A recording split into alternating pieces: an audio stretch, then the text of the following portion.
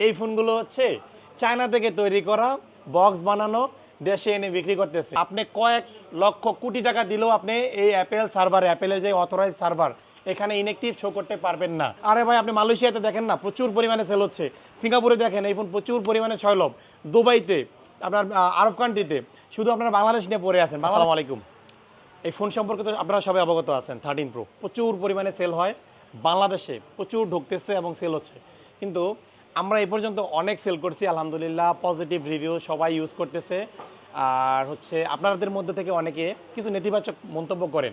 এই ফোনগুলো হচ্ছে চায়না থেকে তৈরি করা, বক্স বানানো, দেশে এনে বিক্রি করতেছে। মানে কিছু পাবলিক তো থাকবেই, আসলে সবাই তো আর একরকম না, কিছু সমালোচক থাকবে। তাদের উদ্দেশ্যে বলি, আরে ভাই, এটা হচ্ছে Apple certified refurbished. Apple certified refurbished এই ফোনগুলো আমরা মুখে বললেই তো হবে না, এটা অ্যাপেল কর্তৃক সার্টিফাইড।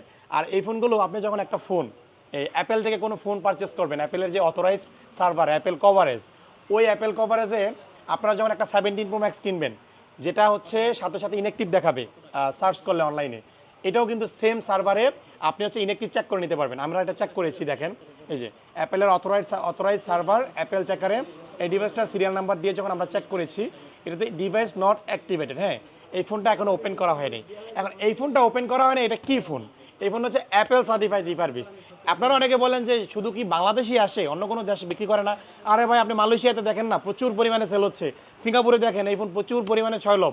দুবাইতে, আপনার আরব কান্ট্রিতে, শুধু আপনারা বাংলাদেশ নিয়ে পড়ে আছেন। বাংলাদেশে ঢোকে নাই, বাংলাদেশে আসে নাই, এই জন্য আপনারা জানতেছেন না। এখন যমুনা ফিউচার পার্কে প্লাস বসুন্ধরা সিটিতে বড় বড় ব্র্যান্ড শপ এগুলো সেল করে।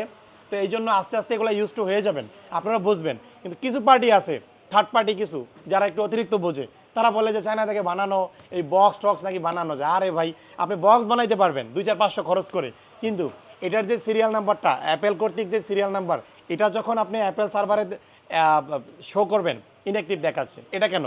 আপনি কয়েক লক্ষ কোটি টাকা দিলেও আপনি এই অ্যাপেল সার্ভারে, অ্যাপেলের যে অথরাইজ সার্ভার, এখানে ইনঅ্যাক্টিভ শো করতে পারবেন না। ঠিক আছে, এটা অ্যাপেল সার্টিফাইড রিফারবিশড, অ্যাপেলের আর অ্যাপেল তো হাজার হাজার ফোন বানায়।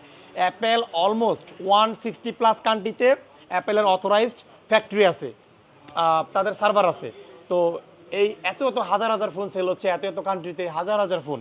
তো এই ফোনগুলো হচ্ছে তারা ওই যে 1 বছরের যে ওয়ারেন্টি দেয়, ওয়ারেন্টির ভিতরে থাকাকালীন সময়ে কোনো ফোনে কোনো ইস্যু হইলে অ্যাপেল ওইটা রেখে দেয়। ওই ফোন রেখে কি করে? ওই ফোনটা রেখে পরবর্তীতে তাদের ল্যাবে পাঠিয়ে এগুলো পরীক্ষা নিরীক্ষা করে যেখানে যা লাগে সব কিছু আবার নতুন করে ম্যানুফ্যাকচার করে পরবর্তীতে মার্কেটে ছাড়ে। এগুলো হাজার হাজার ফোন আছে, আমাদের দেশে কম আছে, বাট অ্যাব্রোডে এগুলো প্রচুর পরিমাণে আছে। তো আমরা সেল করি। এই যে এটা হচ্ছে 13 প্রো গোল্ডেন কালার, আমরা আনবক্সিং করব। তো সমালোচক কিছু থাকে, তারা সমালোচনা করবেই।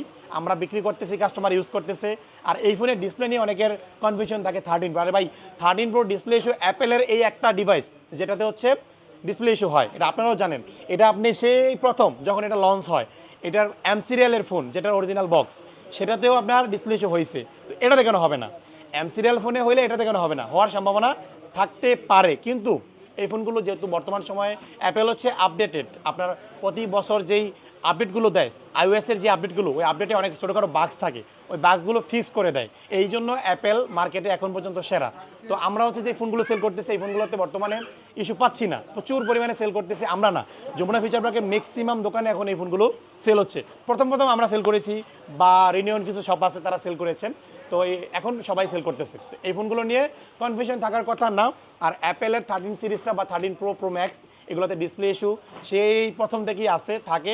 তো এটা আসলে যারা 13 প্রো নেয়, জেনে শুনে বুঝেই নেয়। ঠিক আছে, এটা সম্পূর্ণ লাখের উপর ডিপেন্ড করবে। তারপরেও এখনকার সময় এই ফোনগুলোর সমস্যা হচ্ছে না। তো আমরা আনবক্স করবো এটা। আপনি করবেন ভাইয়া? নেন, আপনি আনবক্স করেন, আমি একটা ভিডিও নিই। ভালো আছেন ভাই? এই তো ভাই হচ্ছে এক্সচেঞ্জ করতে বেসিক্যালি। এই যে এইটা 15+, এই ফোনটা 100% ব্যাটারি হেলথ, 100 বার সাইকেল কাউন্ট, নতুন কিনেছিল, আরও 6 মাসের ওয়ারেন্টি আছে। তো এক্সচেঞ্জ করে একটা 13 প্রো গোল্ডেন নিচ্ছে। এই 13 প্রো কেন নেয় মানুষ? এই যে 15+, এই 15+ রেখে 13 প্রো কেন নেয়? যদিও 15+ ব্যাটারি বড়, ডিসপ্লের সাইজ বড়, চার্জিং ব্যাকআপ বেশি, তারপরেও এই ফোন থেকে এটাতে নেওয়ার কিছু রিজন আছে, কিছু ক্যামেরার কিছু ট্রিক্স আছে, কারিশমা আছে। এই জন্য পাবলিক 13 প্রো নেয়। পাশাপাশি 120 হার্টজের রিফ্রেশ রেটের একটা ব্যাপার স্যাপার থাকে। আর 13 প্রোর ক্যামেরা আপনারা সবাই জানেন সব সময় বেস্ট। 13 প্রোর পোর্ট্রেটে 3x অসাধারণ ছবি ক্যাপচার করা যায়। তো সব কিছু মিলে এই জন্য পাবলিক 13 প্রো নেয়। এই যে ফোনটা আমরা ওপেন করলাম আপনাদের সামনে, আপনারা দেখলেন, এটা আমি অ্যাক্টিভ করি। হ্যাঁ, এটা এখন অ্যাক্টিভ করলে এখন এটা অ্যাক্টিভেশন ডেট শুরু হবে, আমরা সব চেক করেছি।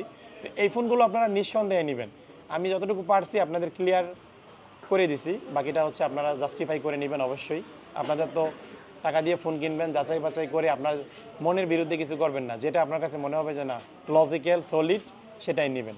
এগুলো প্রচুর পরিমাণে সেল হয় আর অনেক ভালো একটা ডিভাইস।